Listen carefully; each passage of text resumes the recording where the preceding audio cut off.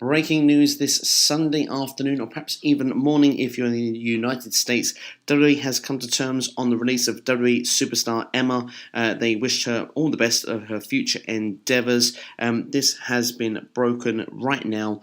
So yeah, Emma is no longer with WWE. What a big, shocking revelation. And they've just recently started pushing her on the Raw roster as well. But it seems that she's no longer with the company. So very strange. I must admit I'm quite shocked by this. I thought that always thought she had a lot of potential and thought that she could go somewhere. Not the greatest in-ring performer of the WWE roster, on the female roster, but still, I still thought that she was decent. I thought that she always could put together a good match, and pretty sad to see her go, really. I think that it was always wrong that she was on the Raw roster. Would have preferred to have seen her on SmackDown Live.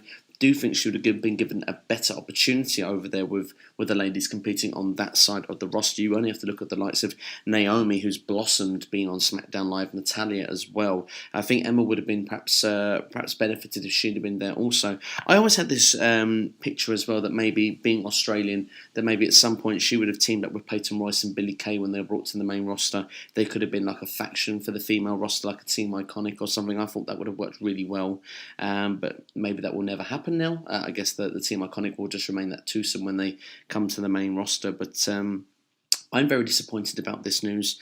Of course, you look back and say that all the this could stem back to the Emelina days, that maybe she's been unhappy for a long time. Of course, there was the Visionettes for about 3-4 months where she was going to debut as Emelina, and then she came on the first episode, or the first time she came out, and said that she was no longer going to be Emelina and will come back as Emma. And then we had to wait until, I think it was after WrestleMania, and then she'd come back as Emma. So, I guess maybe from there, maybe there has been some ill feeling maybe since then. There has been lots of rumours recently that a lot of superstars are unhappy in WWE.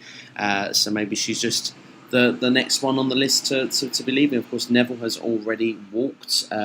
Nia Jax, of course, was taking some time off, but rumours were that she was unhappy as well with her direction. It just goes to show that maybe the talent are standing up if they're not happy. But what is next for Emma? Will she end up in the Impact Zone, perhaps in a couple of months' time? Where else is there really to go in?